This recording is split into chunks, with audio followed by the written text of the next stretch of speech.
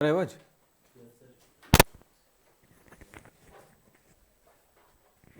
Camera चालू कर दो।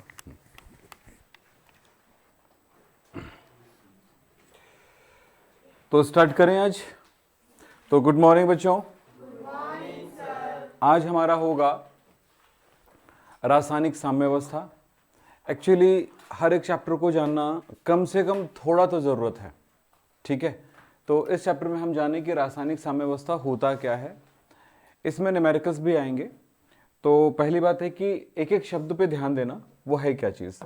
सबसे पहली बात है, रासायनिक साम्यावस्था को समझने के लिए हमें इस शब्द की परिभाषा पहले नहीं जाना होगा। पहले इस बात को समझना होगा कि भाई रासायनिक साम्यावस्था होता कब है, तब जाकर के हम रासायनिक साम्यावस्था को समझ पाएंगे। तो सबसे पहली बात यह होगी कि अभिक्रियाएं दो प्रकार की होती हैं। एक अभिक्रिया कहलाता है अनुत्क्रमणीय अभिक्रिया और दूसरी अभिक्रिया है उत्क्रमणीय अभिक्रिया। अनुत्क्रमणीय अभिक्रिया वे रासायनिक अभिक्रियाएं जो केवल एक ही दिशा में संपन्न होता है, दोनों दिशाओं में नहीं चलता, केवल एक ही दिशा में होती है। उन अभिक्रियाओं को हम क्या कहते हैं? अनुत्क्रमणीय अभिक्रिया कहते हैं। जैसे मान लेते हैं एक अभिकारक मेरे पास A है, एक अभिकारक B है और वो बन जाता है C और D, लेकिन ये उत्पाद आपस में फिर से रिएक्शन करके वही चीज नहीं बना सकता है इसमें। तो ऐसी अभिक्रियाओं को बोला जाता है एक ही दिशा में चलने वाली अभिक्रिया, यानी कि अनुत्क्रमणीय इरिवर्सिबल रिएक्शन। इसे कुछ इस तरह समझ सकते हैं कि ऐसा समझ सकते हैं कि दो चींटियां हैं। एक चींटी है जो एक जगह के शक्कर के उन क्रिस्टल्स को दूसरे तरफ ले जा रहा है। तो अब ये समझेंगे कि इधर का पदार्थ जो है ये अभिकारक है, ये पदार्थ उस तरफ जाके इकट्ठा होते जाएगा, बढ़ते जाएगा, बढ़ते जाएगा, बढ़ते जाएगा, और ये एक समय खत्म हो जाएगा। वो एक समय यहाँ का पूरा पदार्थ उधर चला जाएगा। बस वही कहानी है इसका। तो ये कहलाता है अनुत्क्रमणीय अभिक्रिया। ऐसे जितने रिएक्शन आप पढ़ते हो लगभग अनुत्क्रमणीय अभिक्रियाएं देखने को मिलता है। कुछ ही रिएक्शन उत्क्रमणीय अभिक्रियाओं में होगा। उत्क्रमणीय अभिक्रिया, मैंने आपको ये चित्र बताया था, उसी को देखिएगा। इधर से एक चींटी ले जा रही है, कुछ समय बाद इधर एक चींटी आई, एक इकट्ठा होने के बाद, तो फिर वो भी इधर ले जा रही है। अब ये दोनों चल रहा है। मान ले जितना क्रिस्टल इधर ले जा रहा है उतना ही क्रिस्टल एक समय ऐसा है कि दोनों तरफ से आते जा रहा है। न ये घटेगा और न ही ये बढ़ पाएगा उतना। मतलब दोनों एक निश्चित मात्रा में आ जाएगा और उसके बाद ये मात्रा स्थिर हो जाएगी। लेकिन हो क्या रहा है? घटना तो हो रही है ना। इधर का पदार्थ उधर जा रहा है, उधर का पदार्थ इधर आ रहा है।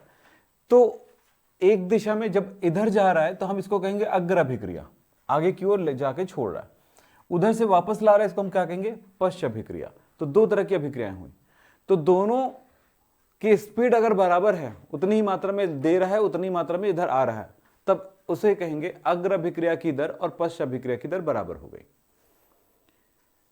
तो ऐसी अभिक्रिया जब अग्र और पश्च अभिक्रिया की दर बराबर हो जाती है तो उस अवस्था को साम्यावस्था कहेंगे। लेकिन सबसे पहले समझना है उत्क्रमणीय अभिक्रिया, रिवर्सिबल रिएक्शन। ऐसी अभिक्रियाएं जिनमें अग्र आगे की ओर अभिकारक से उत्पाद का निर्माण हो रहा है और उत्पाद से अभिकारक का निर्माण हो रहा है, तो ऐसी अभिक्रिया को हम कहेंगे उत्क्रमणीय अभिक्रियाएं, जो दोनों दिशाओं में चलती है। ऐसी अभिक्रिया जो दोनों दिशाओं में संपन्न होती है, हम कहेंगे उन्हें उत्क्रमणीय अभिक्रिया। उत्क्रमणीय अभिक्रिया को हम कुछ इस तरह से दर्शाते हैं। अभिकारक A, अभिकारक B, उत्पाद बन गया C और D। ये C और D अभिक्रिया भी कर सकता है और अभिक्रिया करे तो वापस इन्हीं A, B को बनाएगा। कोई तीसरा चीज बना देगा तो फिर वो उसको हम श्रृंखला अभिक्रिया कहेंगे। अगर मान लेते ये दोनों अभिक्रिया करके C और D बनाया और ये C और D आपस में अभिक्रिया करके और किसी चीज को बनाता है, तो वो क्या कहलाएगा? श्रृंखला अभिक्रिया कहलाएगा। A और B, C और D बनाया, फिर वो उसको और पदार्थ बनाया, फिर और कोई पदार्थ बना, जो कोई लास्ट में जो पदार्थ बना है वो फिर से अभिक्रिया करके वो पहले वाली चीज को बना देता है। तो ऐसी अभिक्रिया को चक्रीय अभिक्रिया कहेंगे। तो हम यहाँ पर दो ही प्रकार की अभिक्रियाओं के बारे में बात करें, उत्क्रमणीय और अनुत्क्रमणीय। हम ये समझें कि क्या इसमें साम्यावस्था स्थापित हो सकता है? तो आप देखो, इधर से उधर गया, साम्यावस्था स्थापित नहीं होगी, ये तो खत्म हो जाएगा समय में। लेकिन ऐसी अभिक्रिया में एक साम्यावस्था स्थापित हो जाएगी कि अभिकारक और उत्पाद की मात्रा एक समय निश्चित हो जाएगा। क्या बोला मैंने? अभिकारक ए और बी, उत्पाद सी और डी बना। तो ऐसी अभिक्रियाएं जो उत्क्रमणी होती हैं उन्हीं में साम्यावस्था स्थापित हो सकता है, क्योंकि देखिए अग्र अभिक्रिया और पश्च अभिक्रिया की दर उत्क्रमणीय अभिक्रिया में अलग अलग हो सकता है। हो सकता है कि इधर से उधर छोड़ने की स्पीड ज्यादा हो, इधर से इधर आने की स्पीड कम हो, यह हो सकता है। तो ऐसी स्थिति उत्क्रमणी तो है परंतु साम्यावस्था नहीं है। लेकिन उसी अवस्था में साम्यावस्था स्थापित होगा जब इधर से उधर जाने वाला और उधर से इधर आने वाला दोनों ही स्पीड बराबर हो जाए। तो क्या बोलेंगे, अग्र अभिक्रिया की दर और पश्च अभिक्रिया की दर दोनों जब बराबर हो जाती तो उस अवस्था को हम साम्यावस्था कहते हैं। क्लियर? चलिए साहब, अब साम्यावस्था को हम परिभाषित करें तो क्या होगा। हम यहां पर सिंपल से दो तरह से परिभाषित कर सकते हैं। एक परिभाषा अभिक्रिया की स्पीड के आधार पर यानी कि दर के आधार पर, और दूसरा है सांद्रताओं के आधार पर। चलिए स्पीड के आधार पर परिभाषा करते हैं। तो कहेंगे उत्क्रमणीय अभिक्रियाओं में, अनुत्क्रमण में नहीं होता ना ये चीज, उत्क्रमणीय अभिक्रियाओं में वह अवस्था जब अग्र और पश्च अभिक्रिया की दर बराबर हो जाती है साम्यावस्था कहलाता है, रासायनिक साम्यावस्था कहलाता है। क्लियर हो गया? ये बढ़िया सा परिभाषा, सबसे सुंदर परिभाषा। दूसरा सांद्रता के आधार पर कह सकते हैं उत्क्रमणीय अभिक्रियाओं में वह अवस्था जब अभिकारक अथवा उत्पाद की सांद्रता में परिवर्तन नहीं होता है या उसकी सांद्रता स्थिर हो जाती है, तो ऐसी अवस्था को हम उत्क्रमणीय अभिक्रिया कहेंगे। ऐसी अभिक्रिया जिसमें अभिकारक अथवा उत्पाद, अभिकारक अथवा उत्पाद या अभिकारक तथा उत्पाद दोनों की सांद्रता स्थिर हो जाती है, तब ऐसी अवस्था को हम रासायनिक साम्यावस्था कहेंगे। लेकिन पहली परिभाषा को हम ज्यादा अहमियत देंगे आपके लिए। तो अग्र और पश्च अभिक्रिया की दर बराबर हो जाती है, इसको हम रासायनिक साम्यावस्था कहते हैं। तब यहां पर देखिए, हम माना कि एक अभिक्रिया है A प्लस बी, हम संकेत ही लिख दे रहे हैं, कोई एग्जाम्पल पे नहीं जा रहे हैं। तो इस स्थिति में C और D बना। अग्र अभिक्रिया की दर को RF से दर्शा रहे हैं, पश्च अभिक्रिया की दर को RB से दर्शा रहे हैं। यहां RF अग्र अभिक्रिया की दर है,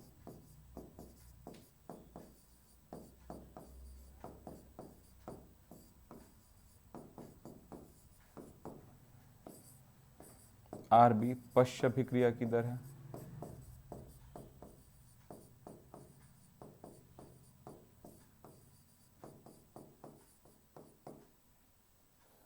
साम्यावस्था में क्या होगा, जब साम्यावस्था स्थापित हो जाता है तो अग्र अभिक्रिया की दर बराबर पश्च अभिक्रिया की दर हो जाती है। इसी को तो कहते हैं कि साम्यावस्था। क्लियर है? साम्यावस्था समझने के लिए एक बात होता है कि हम इनकी कैलकुलेशन के लिए एक, जैसे हम लोग चैप्टर 1 में पढ़े थे मोलरता, वही चीज मोलरता को एक अलग शब्द में हम यहां पहचानेंगे। इसे कहेंगे एक्टिव मास या सक्रिय मात्रा। सक्रिय मात्रा जैसे मोलरता होता है, मोलरता को मोलर सांद्रण भी कहते हैं। ये क्या है? ये प्रति मोल, ये प्रति लीटर में 1 लीटर अगर पूरा पदार्थ है तो उसमें किसी पदार्थ की मोलों की संख्या, तो 1 लीटर में किसी पदार्थ की मोलों की संख्या को हम क्या कहेंगे, सक्रिय मात्रा कहेंगे, मोलरता कहेंगे। जब विलयन की बात करते हैं तो क्या कहते हैं, 1 लीटर विलयन में उपस्थित किसी घटक का मोलों की संख्या उसकी मोलरता कहलाती है। ये पढ़े तो वही बात यहां पर भी है। मोलरता एक्चुअली होता क्या है, सक्रिय मात्रा होता है, सक्रिय मात्रा मोलरता होता है। सक्रिय मात्रा के रूप में जब दर्शा रहे होते हैं तो हम ऐसे दर्शाते हैं, किस पदार्थ की सक्रिय मात्रा बता रहे हो, इस रूप में। तो चलिए हम इसी बारे में बात करते हैं। 1 लीटर में किसी पदार्थ की मोलों की संख्या उसकी सक्रिय मात्रा कहलाती है, यानी सांद्रता को दर्शा रहा है। अब मान लेते हैं बी की सक्रिय मात्रा की बात करते हैं।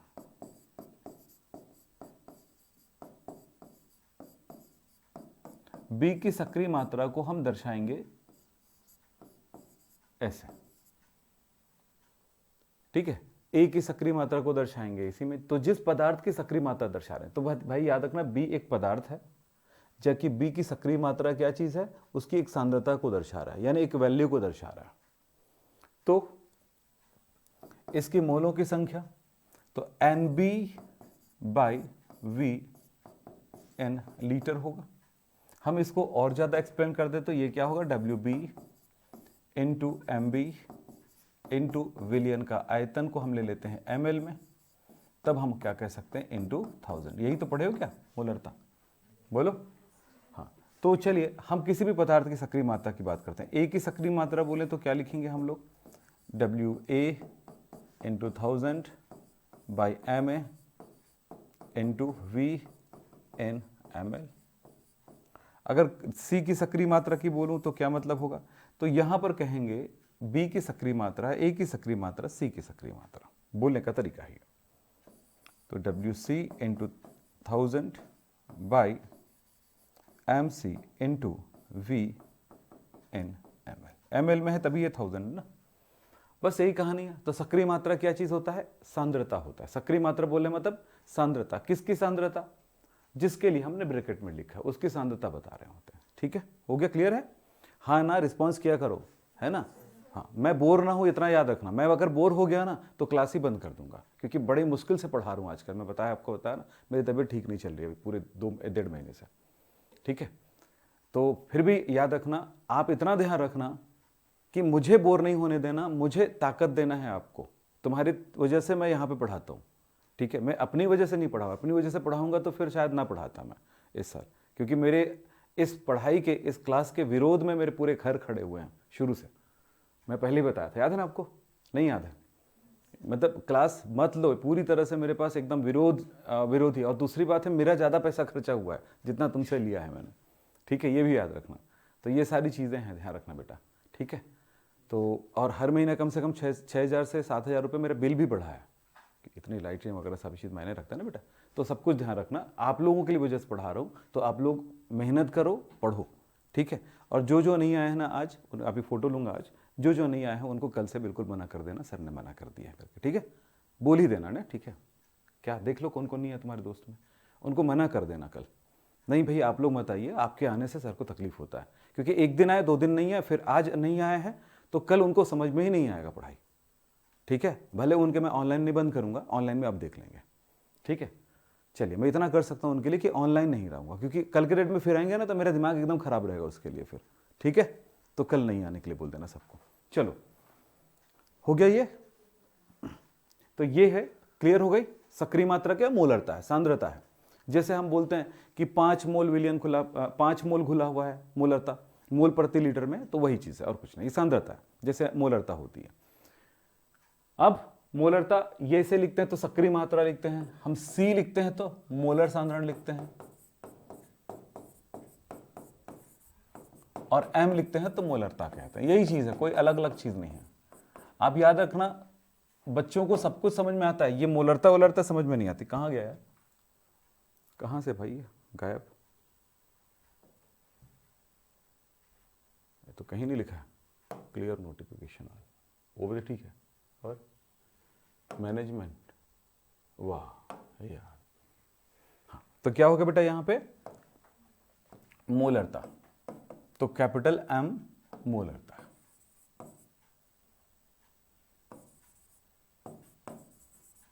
ये सब एक ही चीज है।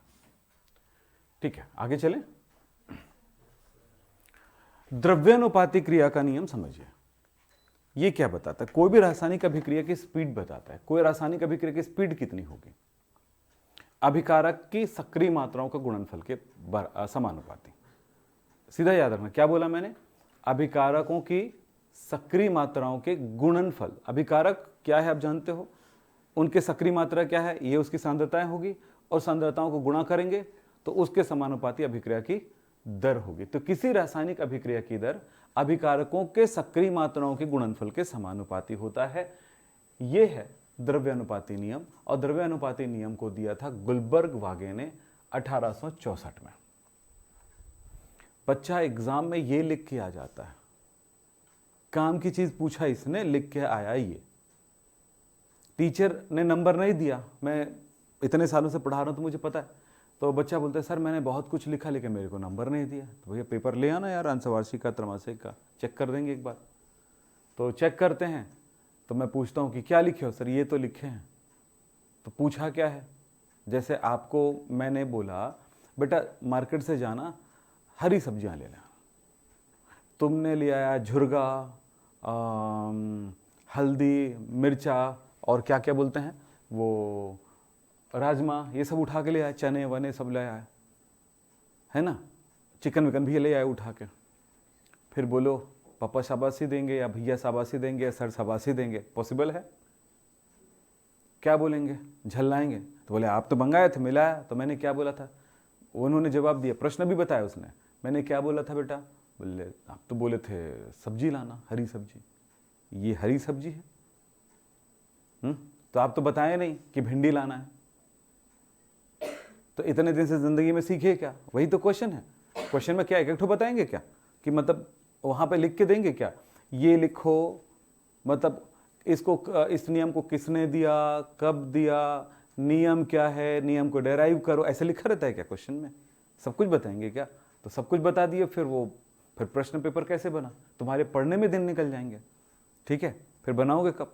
सही है नहीं तो सुबह 6 बजे परीक्षा शुरू होगा, फिर 7 बजे आपको नाश्ता मिलेगा फिर नाश्ता खत्म होगा तो क्वेश्चन पेपर मिलेगा, उसके बाद बोलेंगे जो जो करना है थोड़ा टहल के आना, आ जाओ, सोचा के फिर उसका वेट हो गया। फिर दोपहर हुआ तो बढ़िया मस्त लंच हो गया, फिर थोड़ा सा लेट भी जाओ। ऐसा होता है क्या एग्जामिनेशन? अगर ऐसा होता तो वो और अच्छा बनता, नहीं बनता? तो वो पता है उसका आंसर क्या है? हाँ बताएंगे, ठीक, रट्टा मार लिया बैठ के, ऐसा हो सकता है? नहीं। एग्जाम का मतलब सिर्फ एग्जाम, मतलब आपको परीक्षा दिलाना है। चलिए साहब हो गया। तो क्या हुआ? उत्क्रमणी, यहां पर याद रखिएगा कौन सा नियम पढ़ रहे थे? हाँ ये द्रव्यानुपाती नियम गुलबर्ग वागे ने दिया था, ठीक है? वो कब दिया, क्या किया, वो किसने दिया, वो बात की बात है, काम की बात पे बात करते हैं। द्रव्यानुपाती क्रिया का नियम कहता है किसी भी रासायनिक अभिक्रिया की स्पीड यानी कि उसकी दर अभिकारकों के सक्रिय मात्राओं के समानुपाती होता है।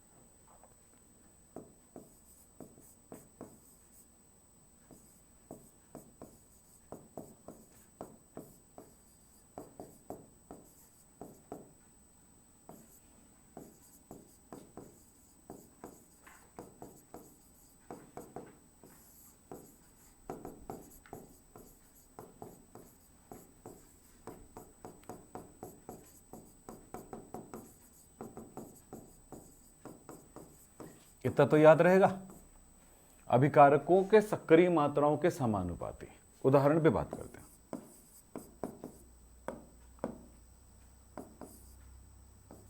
A + B gives C + D। इस अभिक्रिया की दर को हम R से दर्शाते हैं ना, ध्यान रखना। नीचे लिख देता हूं, यहां पे खराब दिख रहा है। अभिक्रिया की दर को किससे दर्शा सकते हैं? R से दर्शा सकते हैं, ठीक? तो क्या होगा? अभिकारक, इस अभिक्रिया की दर क्या होगी? अभिक्रिया की दर को R से दर्शा रहे हैं। अभिक्रिया की दर समानुपाती, अभिकारक कौन सा है इसमें? अभिकारक क्या है? A और B। तो A अभिकारक है, B अभिकारक है, तो A अभिकारक और B अभिकारक की, अभिकारकों A अभिकारक और B अभिकारक की सक्रिय मात्राओं का गुणनफल, मैंने गलत शब्द लिख दिया, गुणनफल क्या होते हैं? गुणनफल मतलब गुणा, ठीक है? के समानुपाती है, समानुपाती चिन्ह तो लगाइए। तो समानुपाती अभिकारक A इंटू B, क्योंकि A की सक्रिय मात्रा एंड B की सक्रिय मात्राओं का गुणनफल हो गया। तो ये हुआ, तब समानुपाती चिन्ह हटाते तो क्या मिलता है? स्थिरांक A इंटू B। यही पढ़ना, यही नियम। क्लियर? तो किसी रिएक्शन के लिए कैसे लिख सकते हो? मान लीजिए अभिक्रिया में दिया गया है 2A + 5B gives 3C and 4D है, मान लेते हैं ऐसा कुछ है, यानी कि स्टैक्योमेट्रिक गुणांक दिया गया है, यानी कि मोलों की संख्या दी गई है। तब इस अभिक्रिया के लिए क्या होगा? अभिक्रिया की दर समानुपाती, बोलो अभिकारक कौन सा है? A। कैसे लिखूंगा? इसका मतलब क्या है? 2A का मतलब क्या है? यहां पर 2A का मतलब है A + A है, और यहां पर क्या बोला कि A + A है ना ये, और ये है 5 बार B है, तो A + A प्लस के बीच में क्या है? यहां पर गुणा आ जाता है, तो क्या होगा? A × A होगा, सक्रिय मात्रा में होगा ना। तो क्या होगा? हम A × A लिखते हैं ऐसे, तो A × A को क्या लिख सकते हैं? A² लिख सकते हैं, तो ऐसा ही है, जो यहां पर अंक होता है वो घात में लग जाता है, यही समझना है। देखो बेटा, तुमने स्कूल में क्या सीखा उससे मतलब नहीं मेरे को, आप सीखिए यहां पर क्या हुआ, इनटू बी, इस पर ये घात हो गया, तो इस अभिक्रिया की दर ये होगी। उत्पाद से कोई लेना देना नहीं, क्योंकि इन्होंने बोला है अभिक्रिया की दर डिपेंड करता है अभिकारकों की सांद्रता पर। तब अगर मान लेते हैं ये अभिक्रिया है, तब N2 + 3H2 gives 2NH3, तो इस अभिक्रिया की दर क्या होगी, बोलो।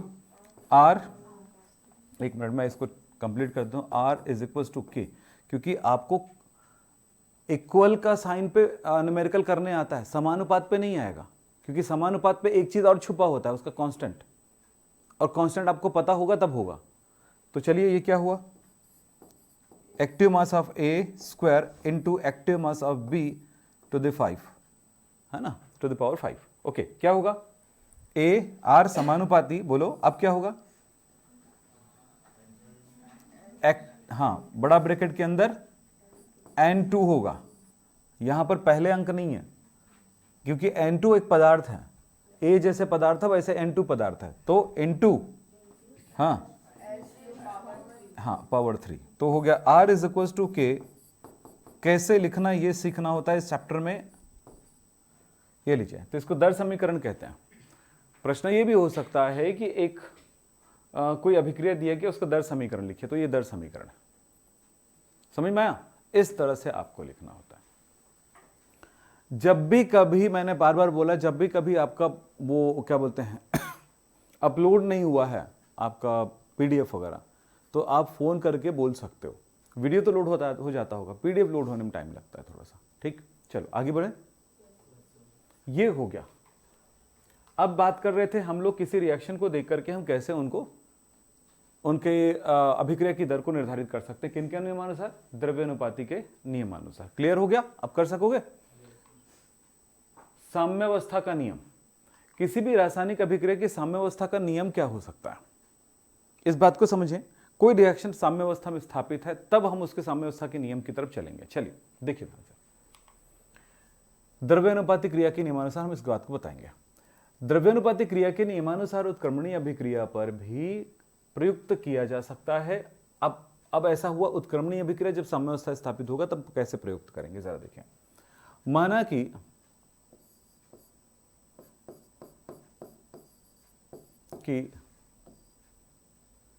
उत्क्रमणीय अभिक्रिया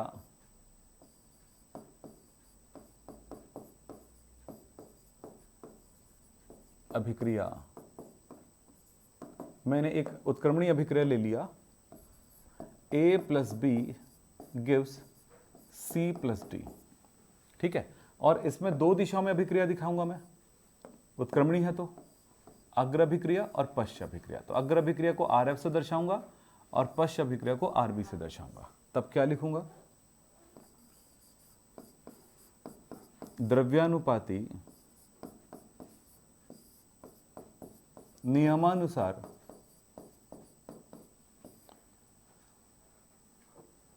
अग्र अभिक्रिया की दर,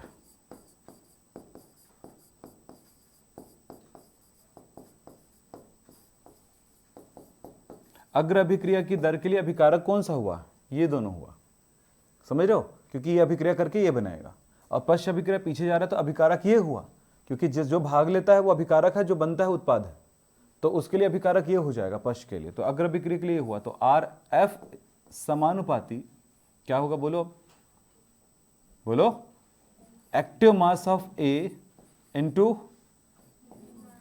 एक्टिव मास ऑफ B, तो RF = होगा, चिन्ह हटाया तो K, और ये फॉरवर्ड डायरेक्शन के लिए है तो हमने KF लिखा।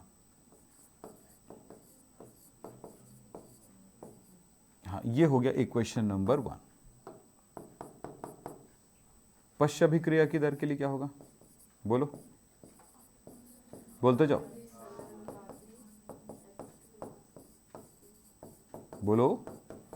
RB समानुपाती एक्टिव मास ऑफ C/2D, तो RB = KB, हाँ, active mass of D, equation number 2। चलिए ये हो गया। अब बताओ साम्यावस्था में क्या होगा?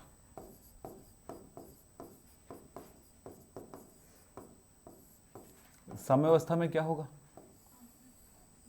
बोलो, साम्यावस्था में क्या होगा? अग्र अभिक्रिया की दर और पश्च अभिक्रिया की दर बराबर होता है। अतः हम दोनों का मान लें, अभिकार आर एफ का मान यहां से ले लें,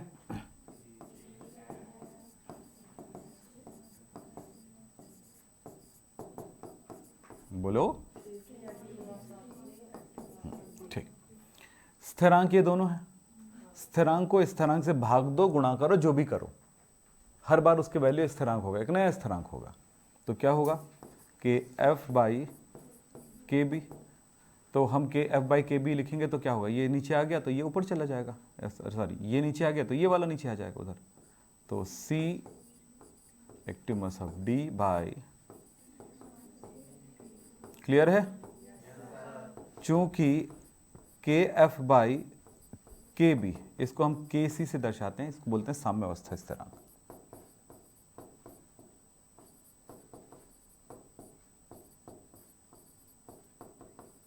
तब क्या हुआ? के सी इज इक्वल टू, बोलो, बोला करो यार, एनर्जी तभी आएगी, ऐसे थोड़े एनर्जी आता है। मिल गया? ये जो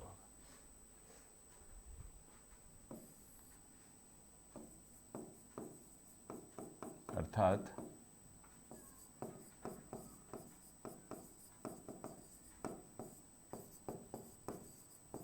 साम्यावस्था स्थिरांक जो है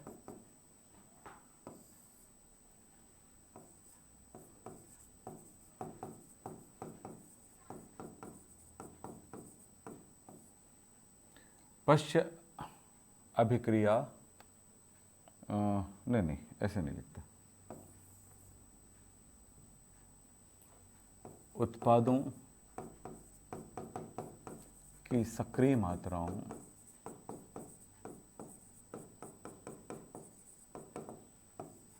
का गुणनफल बटा उत्पाद अभिकारकों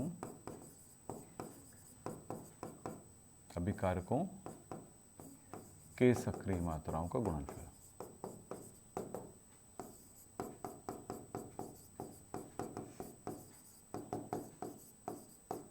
कॉपी बना रहे हो ना? चलिए आज कवर कर देंगे। आप वीडियो ही चालू करके किया करो, ज़्यादा बेहतर रहता है। उसमें क्या है, बहुत सारी बातें होती रहती हैं उसमें। ठीक है, चलिए हो गया।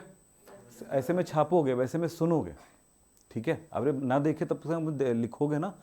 और उसमें क्या है, वीडियो ज़्यादा फायदेमंद होता है आपके पीडीएफ से। पीडीएफ तब देखा जाता है जब आप उस चीज़ को जानते हैं अच्छे से। चलिए हो गया, या किसी एक खास पॉइंट को देखना। हमने पढ़ लिया यहाँ पर रासायनिक साम्यावस्था का नियम। हो गया ये हमारी कहानी। ये दोबारा छपा हुआ है क्या? दोबारा छपा हुआ। कुछ बातें और मैं आपको बताना चाहूँगा यहाँ पे, नहीं रहने दीजिए, बाद में देखेंगे। एक होता है केसी और केपी। यहाँ पर केसी देखे थे आप लोगों ने, ठीक है? केसी और केपी में संबंध को देखते हैं। केसी है सांद्रण पदों के लिए,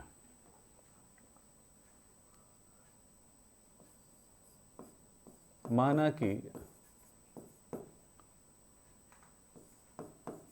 गैसीय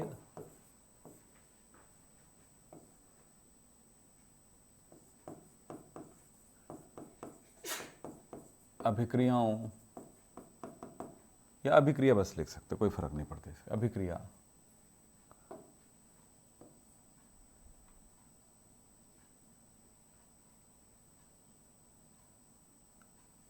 साम्यावस्था में है।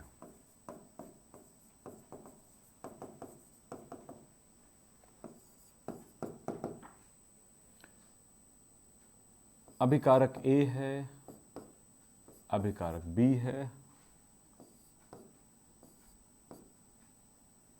उत्पाद सी है, उत्पाद डी है। अभिकारक एक ए है, इसकी मोलों की संख्या m1, इसका m2 मान लेते हैं, क्योंकि पता ही ये घात हो जाता है। और इसके लिए हम क्या मान लेते हैं N1 और इसका कितना है N2 है। ठीक है, ये सभी गैस है ना, गैस ही मतलब ये गैस है, सारी चीजें गैस है।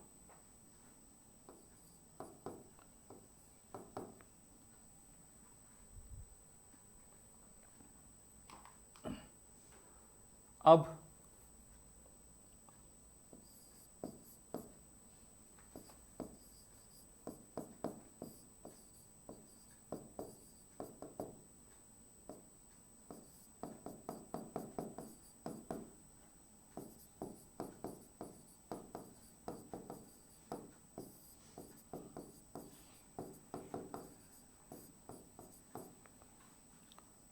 सांद्रता पद में लेने पर साम्यावस्था स्थिरांक को हम Kc लिखेंगे, तब क्या होगा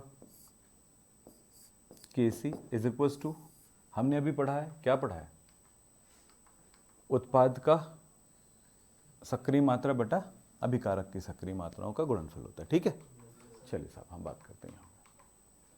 तो यहां पर उत्पाद कौन है CND, तो C की सक्रिय मात्रा घात आएगा N1 इंटू N2 फिर बाई A की सक्रिय मात्रा, उस पर मोलों की संख्या कितना है M1, बोलते जाओ बहुत बड़ा साइंस नहीं है। ठीक है, ये हो गया। हमने यहां पर सक्रिय मात्रा के रूप में लिखा है, हम सांद्रण पदों में लिखें तो, यानी मोलर सांद्रण लेने पर,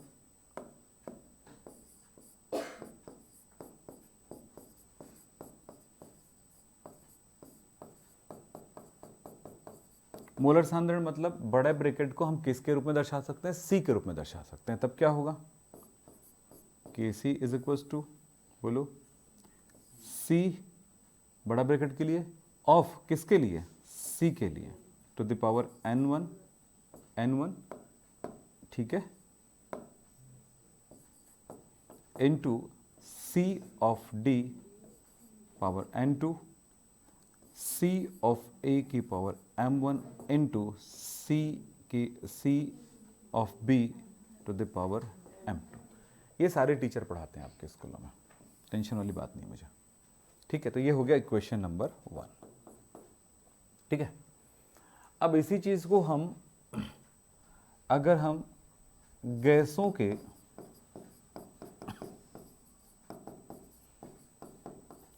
आंशिक दाब मतलब उनके दाबों के, हर एक पदार्थ के अपने दाब कितना है उस पात्र में, दाबों के पदों में लिखने लेने पर साम्यावस्था स्थिरांक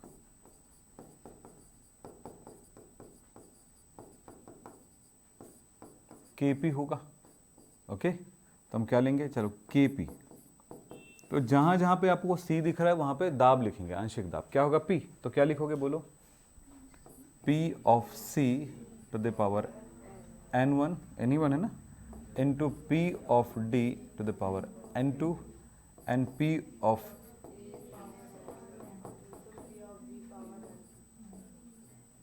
M2 होगा। चलिए साहब, अब क्या करेंगे, ये पूरा बात समझ में आई। अब यहां पर एक बात आप लोग पढ़े थे, चूंकि आप पढ़े थे PV is equals to NRT पढ़े थे, याद है आपको, तो P इज इक्वल्स टू क्या होगा N/V RT। ओके, तब आप ये समझो कि यहां एक और चीज पढ़े हो आप लोग, मोल बटा आयतन होता है मोलरता। ठीक है, मोलर सांद्रण पढ़े हो कि नहीं पढ़े हो, मोल बटा आयतन, प्रति लीटर आयतन में विलेय के मोलों की संख्या, यही तो पढ़े हो। तो NV मतलब बराबर क्या पता, N/V बराबर होता है C, तो हम यहां पर C लिख सकते हैं। अतः क्या लिखा जाएगा, P is equal to CRT। तो CRT कहां से आया मैं आपको बता दिया, हमारे बुक में रहता है कि डायरेक्ट CRT लिखा है, P is equal to CRT, देखना। तो P is equal to CRT कहां से आया, दिमाग में यही चलते रहता है, तो आपको समझ में आया कहां से आया, यहां से आया। क्लियर? अब बोलो सर मैं इतना नहीं लिखूं तो रट्टा मारो, फिर दिमाग काम नहीं करेगा फिर। ठीक, सीखना है तो हर स्टेप को सीखो। चलो अब क्या करें, समीकरण इसको हमने 2 लिया था, तो समीकरण 2 से समीकरण 2 में P के स्थान पर हमको CRT रखना पड़ेगा, P के स्थान पर CRT। तो KP इज इक्वल्स टू, तो क्या है? हाँ CRT रखें तो ये तो KP है ना, ये P थोड़ी है, ये KP है, स्थिरांक है, दाब के लिए स्थिरांक है, ये है सांद्रता। हाँ, तो P के स्थान पर आपने क्या रखा? CRT। तो क्या हो जाएगा? CRT, लेकिन उस किसका C है, किसका P है, मतलब C है, C का है। P किसका था? C का था ना, तो C ऑफ C, सांद्रता C का घातांक कितना है? N1 into C of D RT।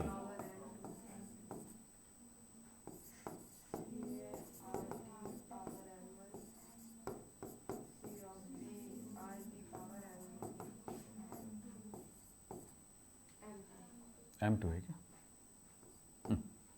ठीक। अब आप ये देख रहे हो, इसका गुणनफल, इसका जो घात है ये तीनों के लिए होगा, तीन ही चीज है, C सांद्रता, C के सांद्रता के लिए, R के लिए, T के लिए। तो हम क्या लिखेंगे? KP इज इक्वल टू, चलो अलग करते हैं, तो क्या मिला? N1, सब जगह RT RT दिख रहा है, तो इसका मतलब है कि RT की पावर N1 इंटू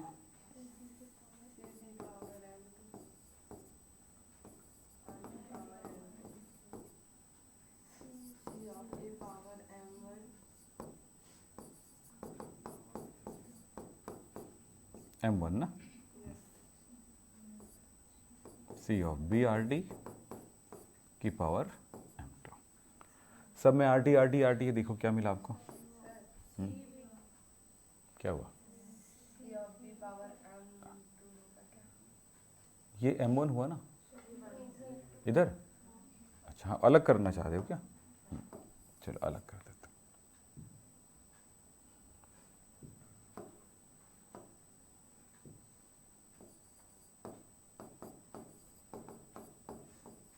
ये लीजिए, ठीक है, 2 है तो लिखा है क्या? ये चल ठीक। तो KP इज इक्वल टू, अब बोलो, C of C N1 into सारी चीज़ों को एक जगह ले आते हैं, सांद्रताओं को, N2 और इंटू RT का पावर N1 प्लस N2 होगा, घात जुड़ जाएगा, समान है।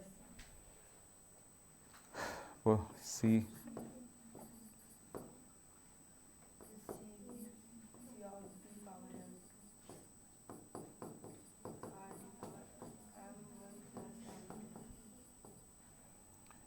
चलिए, हो गया।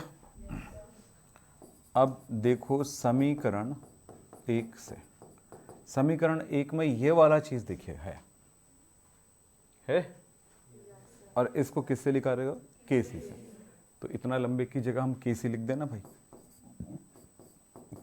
KC इंटू RT पर पावर आ रहा है आपके पास N1 plus N2 minus M1 plus M2, ठीक है। तब इसका मान कहलाएगा डेल्टा N। तो KP is equal to KC into RT पर डेल्टा N, यानी कि मोल्स की संख्या में अंतर। ये हमारे पास KP KC में संबंध स्थापित होता है, ठीक। ये आपको पढ़ना था, सब पढ़ाते, सारे टीचर पढ़ाते हैं, आपके स्कूल में पढ़ाए होंगे इसको, समझता हुआ है ना? पढ़ाया ना इसको? हाँ, सारे टीचर पढ़ाएंगे इसको। इसके बाद हम पढ़ेंगे साम्य अवस्था को प्रभावित करने वाले ली शातिलीय का सिद्धांत। आप लोग पढ़ के आइएगा, ये आपका होमवर्क है।